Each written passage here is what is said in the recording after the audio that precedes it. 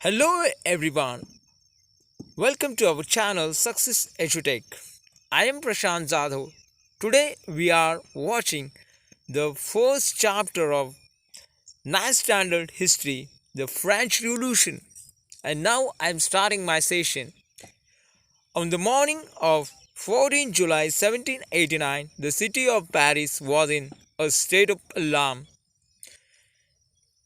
14 जुलाई 1789 की जो सुबह थी जबकि पेरिस सिटी में कुछ हुआ था। क्या हुआ था उसके बारे में हम यहाँ पर देखेंगे। The king had commanded troops to move into the city. और जो राजा था उस सिटी का, यानी उसने क्या किया था, जो उसके सैनिक थे उनको सिटी की ओर मूव करने के लिए कहा था। मूव यानी उस ओर जाने के लिए कहा था। Rumour spread that he would soon order the army to open fire upon the citizens। तो उसने क्या कहा था कि सिटी में जो लोग हैं उन पर फायर करने की उसने ऑर्डर दी थी, उस सैनिकों को आज्ञा दी थी। Some 7,000 men and women gathered in front of the town hall and decided to form a people's militia। तो लगभग 7,000 यानी 7,000 लोग वहाँ पर गैदर्ड हो चुके थे, यानी जमे हुए थे। उसमें स्त्री और पुरुष दोनों भी थे और वो सभी टाउन हॉल के सामने खड़े थे। तो उन्होंने क्या डिसाइड किया था, उन्होंने एक निर्णय लिया था कि वो अपनी खुद की एक मिलिट्री बनाएंगे, यानी उसे नाम दिया उन्होंने पीपल्स मिलिशिया, यानी खुद की आर्मी बनाई थी उन्होंने। They broke into a number of government buildings in search of arms. और उन्होंने बहुत सी गवर्नमेंट बिल्डिंग थी, सरकारी बिल्डिंग, तो उन्होंने क्या की उन बिल्डिंगों में, तो उस बिल्डिंगों की उन्होंने तोड़ फोड़ की। और उसका कारण था तोड़फोड़ करने का, उन्हें वहाँ से कुछ आर्म्स हासिल करने थे। आर्म्स यानी शस्त्र हासिल करने थे। Finally, group of several hundred people marched towards the eastern part of the city and stormed the fortress prison। तो उन्होंने क्या किया, जो ईस्टर्न पार्ट में जो एक किला था, फोर्ट्रेस प्रिजन, उनमें उसमें प्रिजन था यानी जहाँ पर कैदियों को रखा जाता है, जेल। तो लगभग 100 लोग थे उसमें। उन्होंने मार्च किया उस ईस्टर्न पार्ट ऑफ सिटी में, सिटी के उस ईस्टर्न पार्ट में, वहाँ पर जो किला था उस पर मार्च किया यानी आक्रमण किया था।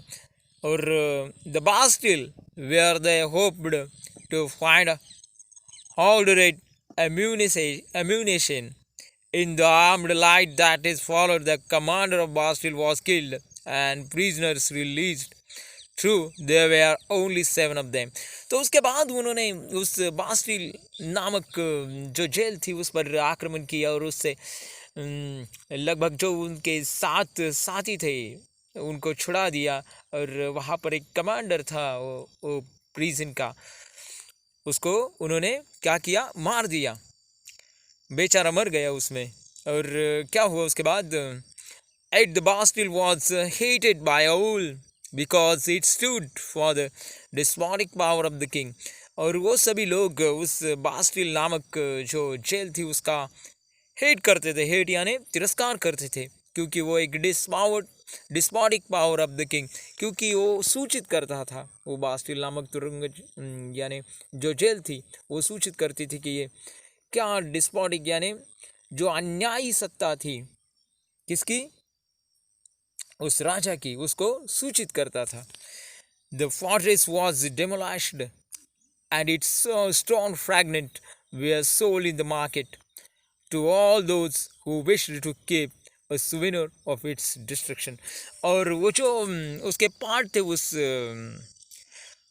जेल के, वो उन्होंने क्या किए, वो पार्ट यानी जो कुछ भाग थे उसके, वो उन्होंने मार्केट में बेच दिए, क्योंकि उन्हें ये सूचित करना था कि क्या है पावर जनता की, वो उन्हें दुनिया को दिखाना था और उन्होंने वो दिखाया था।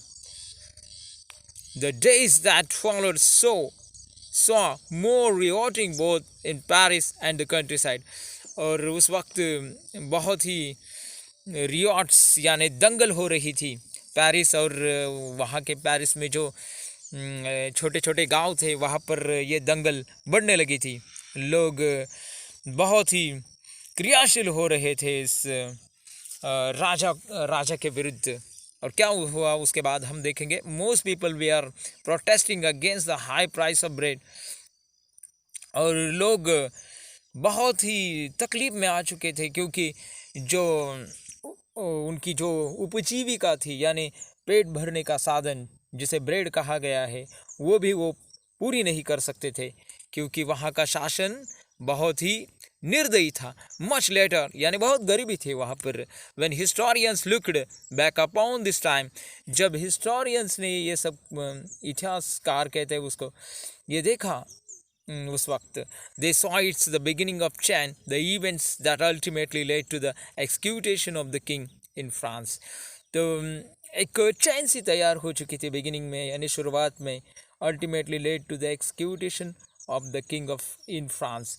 और जो फ्रांस के किंग ने बहुत सारा यानी एक डिसीजन भी लिया था उसे कवर करने का, मगर क्या हुआ, दो most people at the time did not anticipate this outcome. यानी ये सब कुछ रोकने के लिए, ये जो रिवॉर्ड था वो रोकने के लिए फ्रांस के किंग ने बहुत से प्रयास किए थे, मगर उनसे ये रुका नहीं गया था क्योंकि एक असंतोष था जनता के मन में, वो अब बाहर आने लगा था। और लोगों ने ये कल्पना भी नहीं की थी कि इतना कुछ हो जाएगा। क्या फ्रांस, दो most people at the time did not anticipate this outcome, how and why did this happen.